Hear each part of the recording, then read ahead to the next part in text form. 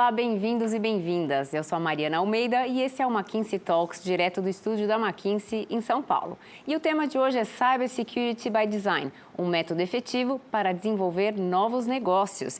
E para isso a gente está recebendo aqui, ao meu lado, o Silvio Genesini, que é conselheiro da Grupo Algar, BR Malls, Anima Educação, Hortifruti e Versani Sandrini. Ele também é mentor e investidor em startups e empresas inovadoras, mentor da Endeavor e conselheiro consultivo da ONG Gerando Falcões.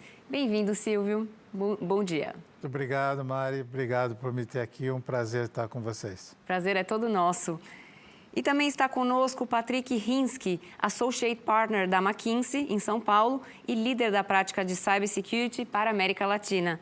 Bom dia, Patrick, bem-vindo. Bom dia, Mari, obrigado e muito obrigado, Silvio, pela sua participação.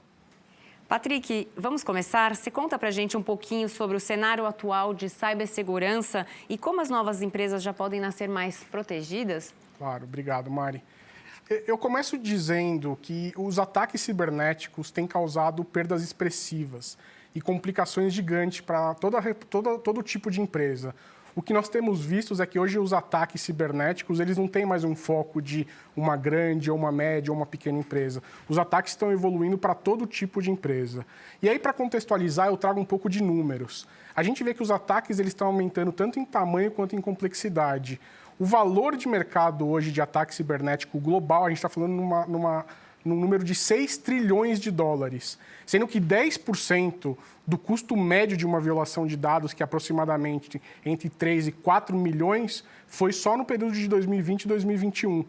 Um terço das organizações globais passaram por algum ataque cibernético que foi realmente efetivado. Então, a gente está tendo uma vertente muito grande de ataques que estão atraindo pessoas mal intencionadas para evoluir e expandir essa questão de atacar as empresas do ponto de vista de trazer um impacto financeiro, impacto para o cliente e indisponibilidade.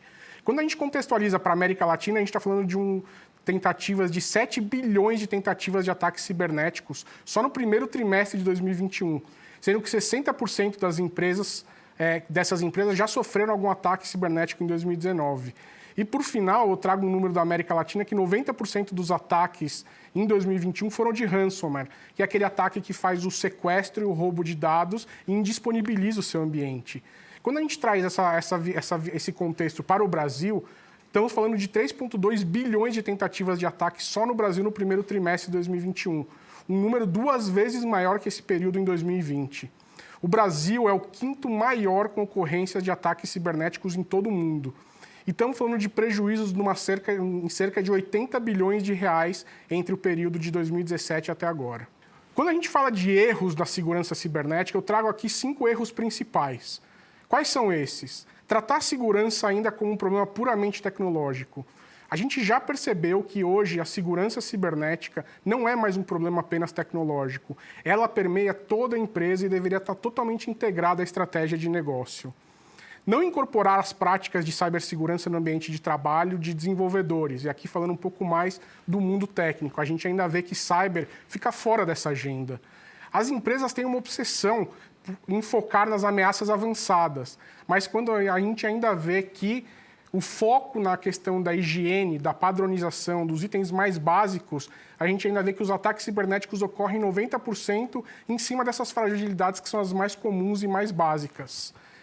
E a gente ainda vê que ter o foco em compliance em vez de resiliência real nos resultados. Então, focar apenas em controles e em conformidade não traz, às vezes, o resultado real. E a gente acaba se delegando e sobrecarregando muito a segurança cibernética para funções de tecnologia, compliance e segurança, quando essa estratégia deveria estar permeando todas as unidades da organização. O que a gente vê que nos próximos 3 a 5 anos pode acontecer? As vulnerabilidades vão aumentar e vão ser mais exploradas, principalmente com essa questão do trabalho remoto, esse trabalho híbrido que provavelmente veio para ficar. Da mesma forma que as empresas estão avançando com as novas tecnologias, os atacantes também estão avançando. Têm utilizado inteligência artificial, machine learning e os próprios serviços tecnológicos para conseguir efetivar ataques cada vez mais complexos e mais impactantes. Haverá uma alta velocidade na onipresença do acesso.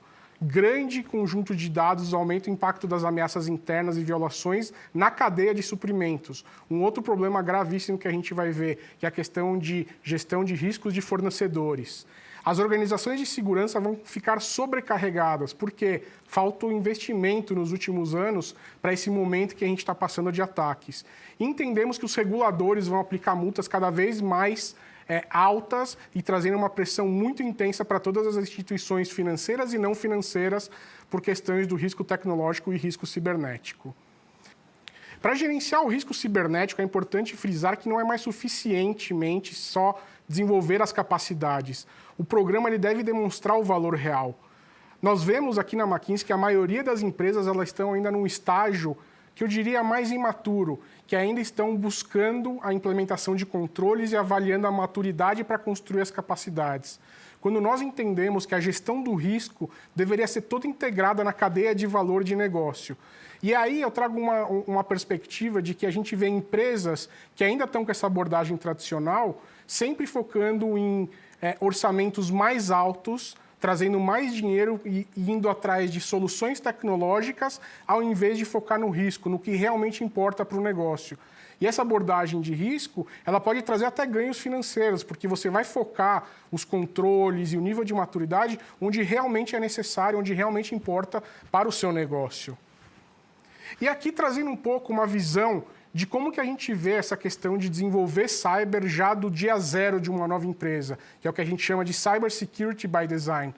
Então, eu trago aqui os pilares principais dentro de uma construção de empresa, onde a primeira etapa é, se você está criando um novo negócio, você já deve estruturar a sua área de segurança cibernética, identificando os processos de negócios que vão estar mais expostos ou menos expostos, e a partir daí desenvolver o seu plano estratégico. Dentro da etapa de definição de metodologia, sugerimos a avaliação de risco e definir o que nós chamamos as famosas joias da coroa, onde estão realmente os ativos que mais importam para a organização. Alavancar o desenho do negócio, identificar essas práticas cibernéticas que devem ser evitadas e definir uma metodologia cibernética para poder estruturar essa prática e esse processo de gestão de risco. A partir daí começa o processo de construção, que é o quê? Eu já defini tudo isso e agora eu vou colocar essa estratégia de cyber em prática. Vou definir uma estrutura ideal, e aqui falando de organograma, onde vai ficar o meu Chief Information Security Officer, o meu CISO, o meu Head de riscos, para poder fazer sentido para o negócio que a gente está construindo. A gente deve definir um baseline cibernético, ou seja, quais são os controles mínimos que a gente aceita para esse novo ambiente digitalizado e não digitalizado. E devemos construir todos os processos em volta dessas ferramentas de defesa cibernética e capacitar o time, que é um item-chave. Quando a gente está desenvolvendo um novo negócio e uma nova estrutura cibernética, devemos garantir a capacitação para poder definir todo esse monitoramento de forma efetiva. E a partir daí colocar tudo isso em prática, ou seja, implementar esse programa de cyber, definir todos os processos e ferramentas, e aqui eu enfatizo que a ferramenta para mim seria uma dessas últimas etapas, porque primeiro devemos ter processos robustos para depois buscar as melhores ferramentas para poder estabelecer. E aí, já a partir desse momento, pensar em automação. Estamos falando de uma empresa que já nasce normalmente digitalizada e a automação se torna um parceiro efetivo para gerenciar os riscos cibernéticos. E, por final, o que eu digo é, isso deve ser um monitoramento contínuo. A gente deve pensar cyber não só como um processo de entrada no negócio, mas sim um ciclo contínuo que você deve monitorar os riscos e avaliar os controles de forma contínua em todos os seus ativos, sempre enfocando nas joias da coroa. Por fim, eu trago um pouco um assunto que está muito em alta, que são os ataques de ransomware. E aqui, quando a gente fala em ransomware, a gente mencionou no começo da apresentação, o ransomware é aquele ataque que entra no seu ambiente, rouba seus dados e criptografa o seu ambiente, ou seja, deixa o seu ambiente indisponível para trabalhar. E a partir daí, usualmente eles têm pedido bitcoins, que é a criptomoeda, para poder liberar o seu ambiente. E a explosão desse tipo de ataque hoje, ela ocorre devido a essa oportunidade, facilidade de acesso e a disponibilidade e falta de regulação das criptomoedas. Um outro ponto que eu trago é o ransomware hoje, ele se tornou um serviço. Então, as pessoas que querem tentar atacar alguma empresa, elas acabam usando um serviço que a gente chama de Ransomware as a Service. Você contrata um hacker para fazer o serviço para você e você só paga o hacker no ganho. Então, o hacker tem todo o tempo disponível para tentar, até que ele vai obter o acesso ao seu ambiente e conseguir efetivar o ataque de ransomware. E aqui um pouco de números, a gente vê que 75% dos ataques de ransomware envolvem algum tipo de ameaça de vazamento de dados. 45% dos incidentes são atribuídos às variáveis principais dos ransomwares, como o lockbit, o clop, o egregor. E são mais ou menos 20 dias o tempo médio de inatividade de empresas que sofrem o ransomware. Ou seja, estamos falando de impacto financeiro, impacto para o cliente, impacto regulatório e até impacto legal. Por final, eu deixo aqui alguns comentários do que as empresas podem pensar para se prepararem e estarem prontas para responder por um ataque de ransomware. Primeiro é determinar quais as divulgações e notificações são relevantes a partir de um momento que eu sofro um ataque como esse. Eu devo estabelecer um controle e um plano. E eu devo mudar a estrutura de um processo reativo para um processo mais proativo. As simulações são chaves. E aqui, quando eu falo simulações, eu digo simulações de estresse real, permeando toda a cadeia de negócio, e não somente uma área de tecnologia ou a própria área de cibersegurança. Aqui deve ter o envolvimento de todos os executivos e os conselheiros. Essas simulações devem ser periódicas para garantir que as empresas estarão preparadas para responder num momento de estresse. Toda a parte de perícia, restauração e jurídico deve estar envolvido nesses processos, para poder apoiar na restauração dos serviços e potenciais respostas litigiosas que porventura podem surgir. Estabilizar os stakeholders, tomar muito cuidado com esse processo de comunicação, evitar aquelas ações instintivas em publicar informações sem alinhar com o processo e com o Comitê de Gestão de Crises. Obrigada, Patrick, por todas essas informações. E agora vamos começar, então, com as perguntas. Silvio, como você tem visto o crescente número de ataques versus o nível de maturidade das empresas? Será que elas estão prontas para responder de forma efetiva a esses ataques? Mari e Patrick, definitivamente as empresas não estão prontas. O nível de maturidade hoje é um nível baixo de uma maneira geral.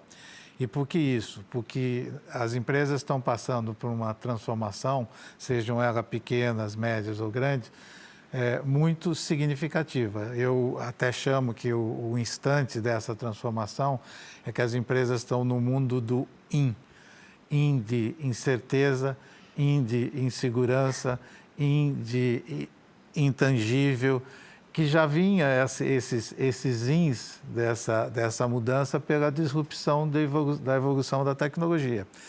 E agora as empresas ganharam um outro in, que é um inimigo invisível, que eles não esperavam. Obviamente os ataques já existiam, mas no nível, como o Patrick bem descreveu, que acontece hoje, nós não vimos nos últimos tempos.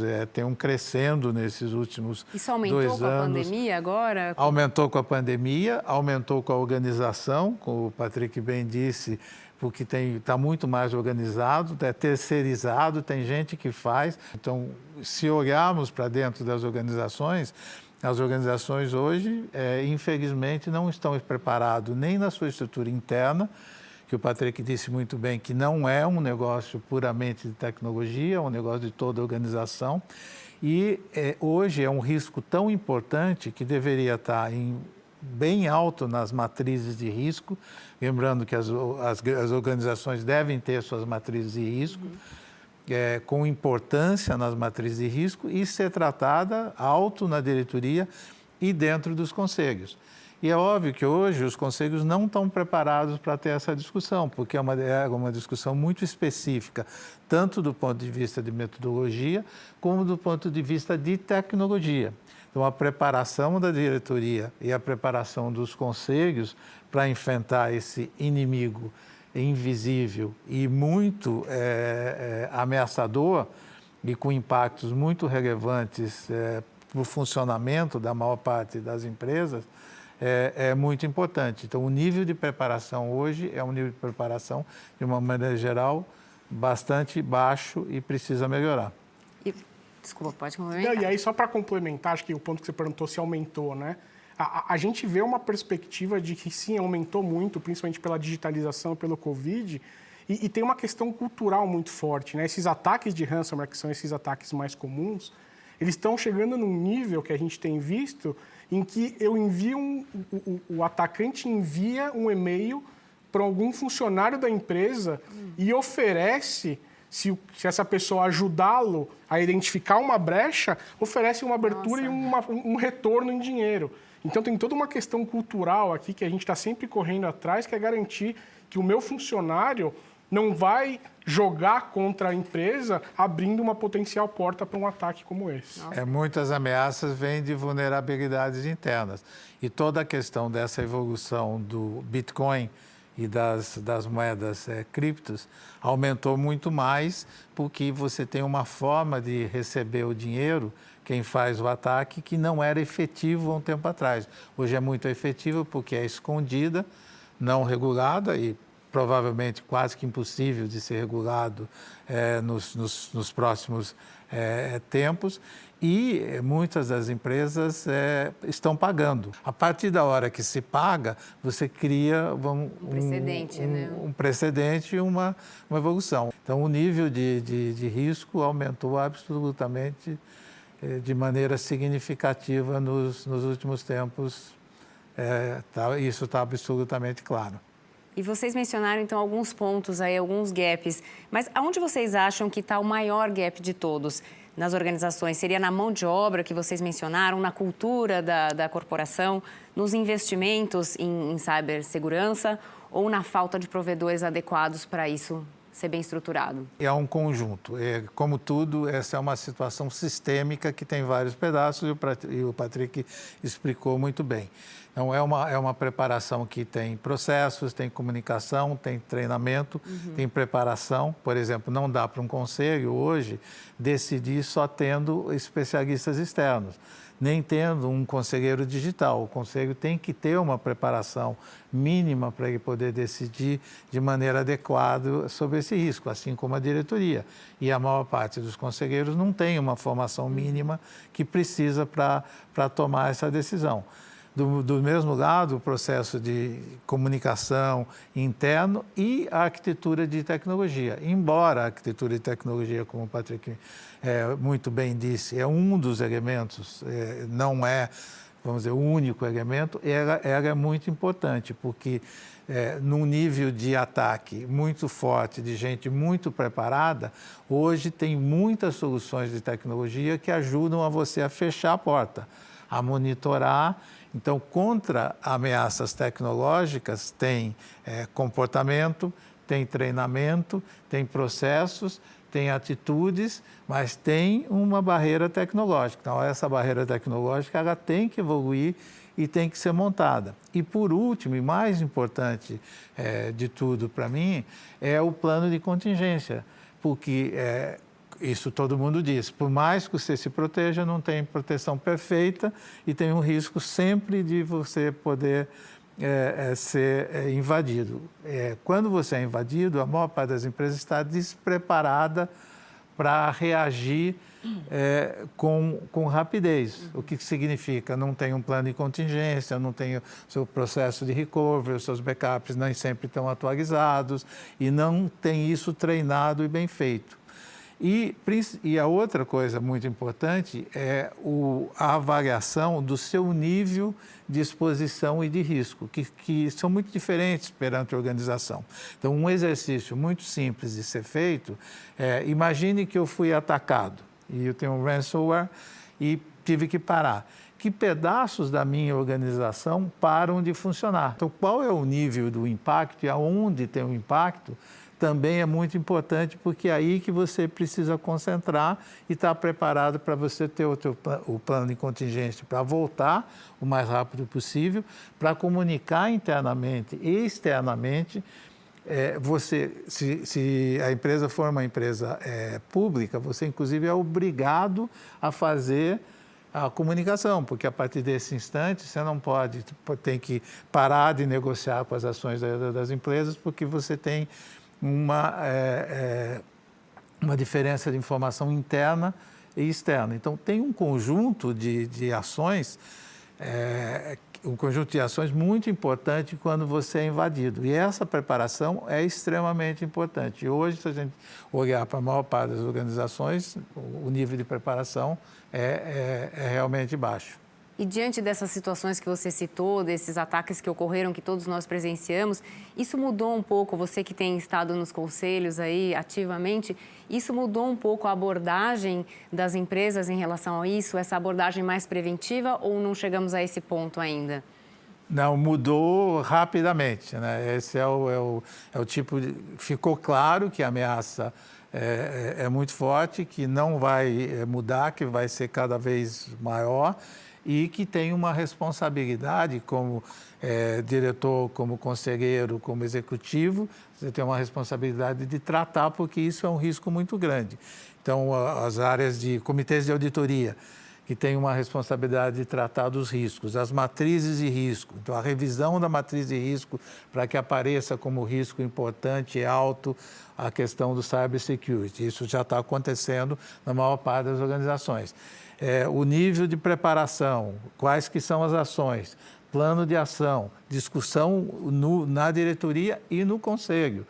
É tão importante, tem um risco, e muitas das vezes, vamos dizer, que são riscos de perdas significativas, risco de reputação e, às vezes, até risco de você ter prejuízos enormes, que mudou completamente o nível de atenção. Então, não tem nenhum das empresas que eu conheça que não esteja hoje tratando, chamando consultores, vendo a sua própria situação, preparando planos. Então, esse é o assunto, provavelmente... Do momento, depois do Covid, pandemia, né? Como é que recupera, como é que você sai, como é que você se protege das ameaças de cybersecurity. Certo, interessante. E, bom, vocês dois falaram, né, da importância, né, desse preparo. E se a gente pensar, então, em empresas novas, né, então elas já deveriam estar com essa segurança cibernética incorporada ao DNA. Seria muito mais fácil, né? O que você falaria sobre isso, Patrick? Eu acho que, hoje em dia, uma empresa que nasce digital, ela já tem ela já pensa, né, ela já entra nesse mundo digital. Então, dificilmente você vai construir naquele modelo antigo de uma infraestrutura on-premise. Você já vai nascer na nuvem, você já nasce com uma estrutura mais robusta. Então, acho que é muito mais simples hoje uma nova empresa já nascer pensando em cyber, naquele conceito que eu trouxe de security by design, já nascer do zero, já definir os controles, definir uma matriz de risco, como o Silvio mencionou, deixar tudo isso estruturado, porque facilita e você pode se alavancar em cima das tecnologias, mas, como eu falei, primeiro os processos e depois alavancar em tecnologias na própria nuvem para conseguir usufruir e garantir a segurança das informações do seu ambiente. Certo. Quer complementar, Silvio? Eu acho que isso vai agora todo mundo prestar muito mais atenção. Mas o fato é que muitas startups nascem desestruturadamente. O típico da startup é fazer o famoso MVP, são fundadores que fazem aqui, vão numa coisa que é uma confusão. O típico da startup é estar num ambiente criativo, não tá preocupado com o controle e testar. Então, isso é normal. Se você está nos primeiros estágios, é improvável que você tenha um impacto muito significativo, porque você está começando, tem poucos clientes e assim por diante. A partir da hora que você já tem um determinado tamanho, as startups estão crescendo muito, muito rápido, vamos pegar as fintechs, onde o risco é muito alto. As fintechs viram rapidamente um pequeno banco digital, uma pequena operadora de crédito digital e depois um determinado tamanho. Aí o seu risco aumenta significativamente. Então, aí você tem que fazer realmente a segurança por design, como o Patrick está propondo. E outra coisa muito importante é não achar que porque você foi para a nuvem tem mais proteção. Exato, esse é um ponto natural, mas ela não tem proteção definitiva. Você tem que olhar para a sua arquitetura, até porque normalmente você tem mais do que uma nuvem, você é multinuvem, muitas das empresas têm nuvens privadas, o conceito de nuvem híbrida, esse mundo ficou um mundo complexo. Exato. Muito aberto para o cliente, aberto para o fornecedor, aberto para a comunidade, todo mundo entra, que é o típico da transformação digital. A transformação digital é você aberto para o mundo. Então, a nuvem em si não te garante. Você tem que olhar uma arquitetura e garante que põe uma camada de proteção na nuvem também. Então, hoje, eu diria que nem tanto as startups estão devidamente preparadas. Elas mudam de tamanho, quando eles mudam de tamanho, elas também estão vulneráveis. É óbvio que nas startups o risco é menor do que quando você tem uma operação muito complexa. Mas eu acho que é o que você falou, né? Acho que a oportunidade é maior para as startups, porque eles já estão nascendo digitais. Mas esse ponto que você tocou é muito importante, né? Eu ainda tenho ouvido empresas falando, não, eu estou na nuvem da empresa, da maior empresa, eu estou na nuvem da outra empresa. E aqui sem citar nomes, mas a ideia te passa uma impressão que você está protegido, quando na verdade você só está usando a infraestrutura. Você tem que garantir toda a configuração, toda a definição de arquitetura, como tudo isso vai conectar, e as empresas acabam esquecendo, por causa de uma marca forte, se sentindo, entre aspas, protegidas, quando na verdade não estão protegidas. Interessante. E tem um outro lado, que é o lado importante, que ficou mais, que é o lado de dados. Nós estamos acumulando mais dados e muitos dos dados estão hoje dentro dessa proteção de privacidade, LGPD, etc. Uhum. Então, esse é uma das proteções mais importantes de prestar atenção, porque um vazamento de dados de clientes, dados confidenciais, tem um efeito na reputação das empresas devastador, além de toda a multa que se está sujeito.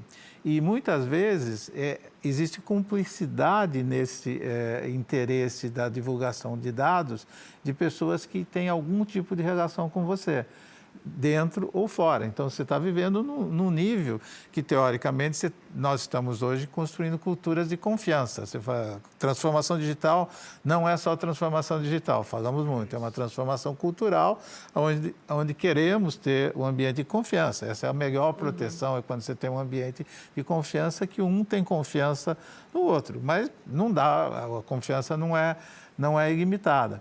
Então, esse interesse, e uma vez o dado vazado, vai para a famosa dark web e é vendido. Você descobre que o dado seu, como a gente viu aqui, até dados governamentais e dados nossos, aí hoje estão rodando dentro de uma dark web nenhum, né? Que parece um submundo. Se somar o mundo, nada contra as criptomoedas, eu acho que as criptomoedas vieram para ficar, eu acho que elas têm um papel nesse mundo muito importante, inclusive de inovação, mas é um mundo com poucas garantias e é um mundo com poucos controles.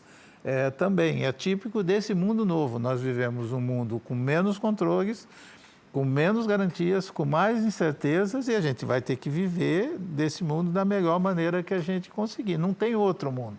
É esse o mundo que a gente vai ter que fazer a nossa defesa para esses ataques. É um mundo completamente diferente. É o mundo do in. Exatamente. E você falou um pouquinho, né, sobre a construção da cibersegurança dentro das novas empresas, das startups e etc. E qual é a diferença, né, dessas nativas digitais que estão chegando por aí e das empresas que já estão aí constituídas, que imagino você falou um pouquinho antes também dessa questão de cultura e de todos os aspectos que envolvem.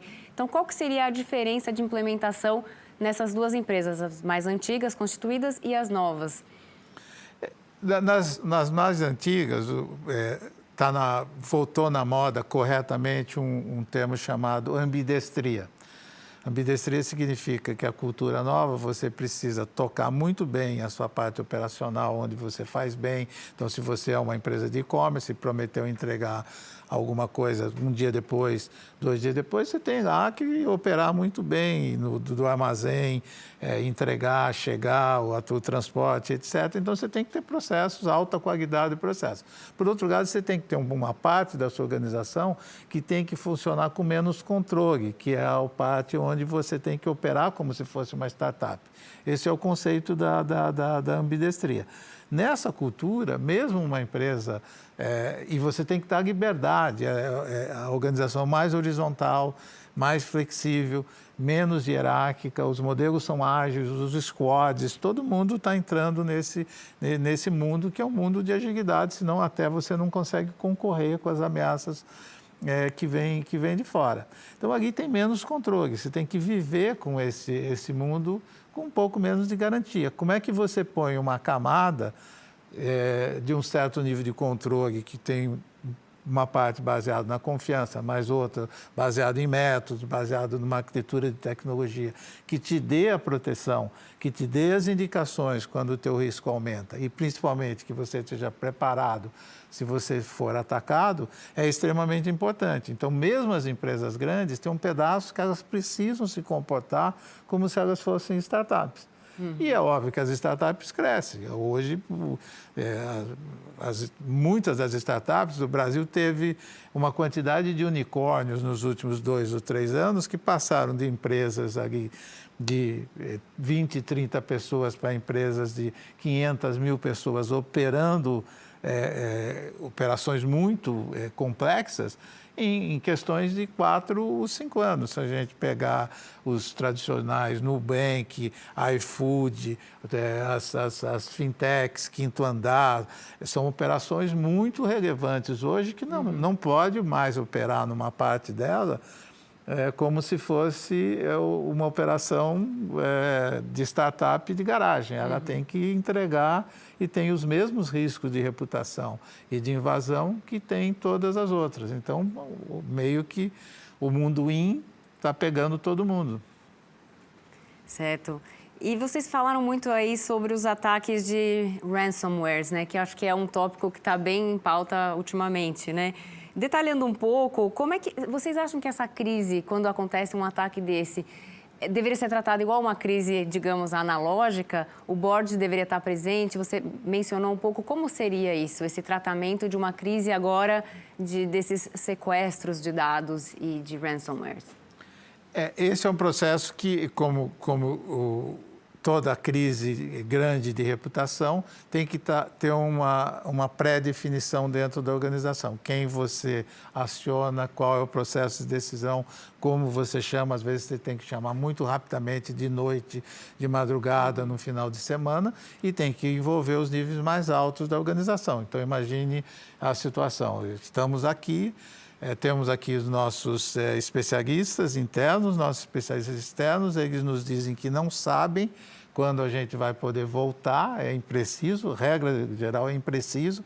O teste de recuperação, muitas vezes, ele não consegue ser completo, pode ser, às vezes, dias, pode ser semana, pagamos ou não pagamos.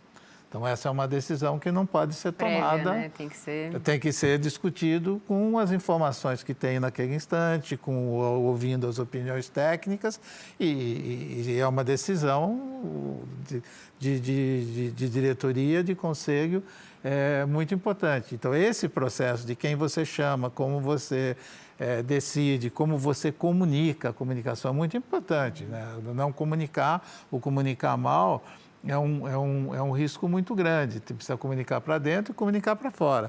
E tem responsabilidades fiduciárias nos administradores, muito claro, principalmente se você for uma companhia pública. Você tem que fazer a comunicação corretamente. Então, esse é um processo que tem que estar estruturado e não tem uma resposta. A resposta vai ser dada com as informações, o que aconteceu, qual que é o nível da vulnerabilidade, o que foram dados, não foram dados. Uma das primeiras coisas que se diz quando você vê os comunicados é: nós paramos, mas os dados não foram atingidos. Esse é um nível um pouco melhor, porque eu não vou conseguir operar, não sei se por um dia, por uma semana, por coisa, mas por tudo que eu sei, hoje os dados estão preservados. Se eu não consigo operar e ainda os dados não foram preservados, perdi os dados, tem outro nível de risco muito maior. E aí a rapidez com que se consegue recuperar. Qual que é a minha tese? A minha tese é que, com melhores processos, by design, construindo o procedimento, a comunicação, uma camada de arquitetura de tecnologia e a preparação para a reação, você reduz significativamente o seu nível de risco, que a gente diz nas matrizes de risco, que mitiga o risco. E se a gente olhar também a outra coisa, os comitês de auditoria, que são os que têm que tratar o risco, não estão preparados para isso também. Eu fiz 2 palestras em comitês de auditoria do IBGC, para falar da transformação digital. E uma das coisas que falamos muito é de como que o comitê de auditoria consegue e tem que tratar e tem que ter uma preparação para também aconselhar e assessorar o conselho na questão do risco cibernético também. Então, é uma mudança grande. Nós arranjamos um inimigo, achamos um inimigo que a gente sabia que existia, estava ali um pouco escondido, aparecia de vez em quando, sempre falávamos, agora virou uma montanha, é uma bola de neve, é um tsunami, e que, obviamente, não vai parar. E aqui, só para complementar um pouco, acho que o Silvio tocou um ponto muito bom, né? Tem uma questão toda de comunicação. Uhum. E essa área de comunicação ela tem que estar preparada para responder. Então, acho que o que eu quero trazer é que o processo de gestão de crise, voltando para a sua pergunta tradicional, ele tem algumas pinceladas a mais quando a gente fala de uma gestão de crise cibernética. Primeiro os executivos têm que entender que não é só um problema técnico.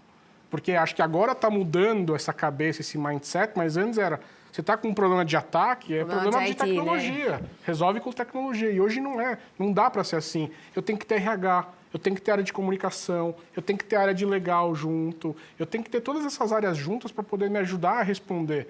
E essas simulações que a gente tanto menciona são tão importantes porque eu vou saber responder numa situação de estresse.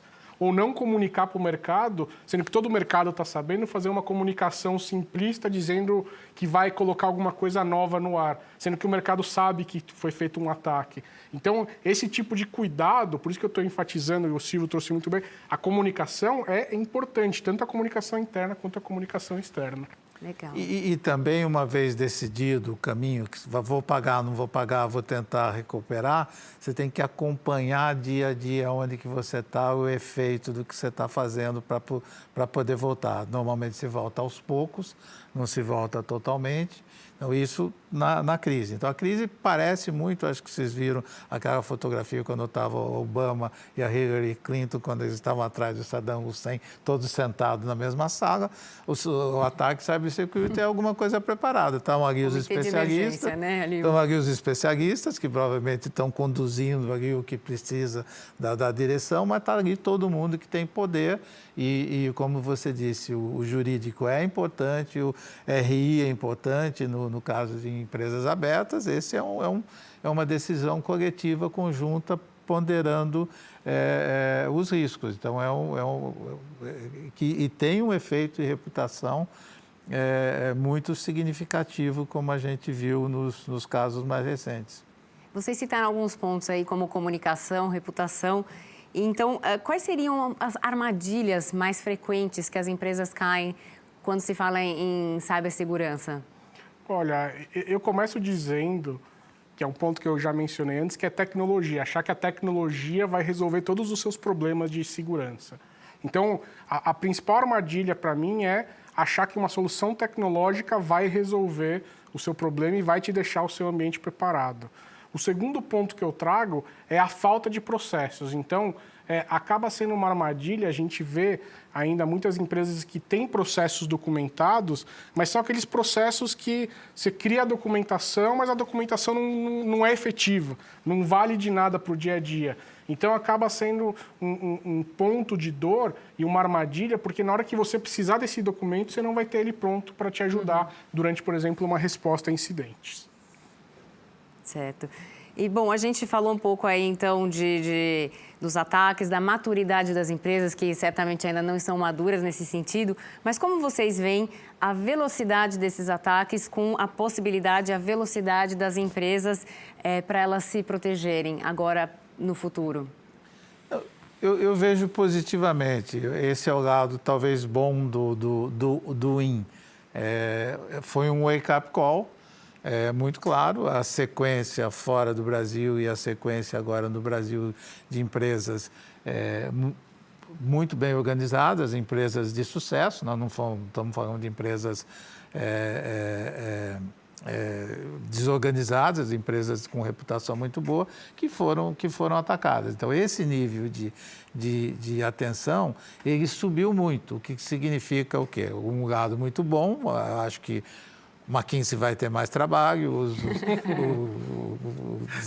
vai ter mais gente, mais planos. Essas recomendações não é só tecnologia, é muito mais outras coisas que Patrick corretamente vai estar fazendo, acho que está muita gente fazendo. Os comitês de auditoria e a matriz de riscos subir na atenção. E não tem conselho que eu participo hoje que já não teve pelo menos uma discussão desse assunto. E não basta uma, vai ter que várias, porque isso é contínuo e, além disso, tem todo o processo de monitoração que é importante você fazer continuamente e que tem empresas que fazem isso. Então, esse é a boa notícia. Eu acho que acordou-se e, quando você acorda, a preparação pode ser feita e pode reduzir muito o nível de risco. Qual que é o lado negativo? Vai custar mais.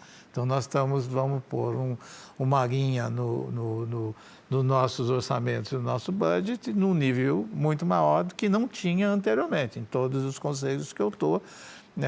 A hora agora, final do ano, é hora de discussão de budget, o pessoal da discussão de budget é alguém falando, era para ser 100, vai ter que pôr 400, 500, porque nós temos que nos proteger, fazer o que nós não fizemos, pôr outra camada de tecnologia e assim. Parte do mundo. Aqui é uma guerra. Nós estamos numa guerra e numa guerra, de novo, os inimigos são invisíveis. É possível que progressivamente eles fiquem mais visíveis, mas são inimigos muito parecidos com os inimigos que mexem nas eleições, que foram lá e atrapalham, que plantam fake news e você não sabe, que são robôs. Então, deep web. Não é aquele...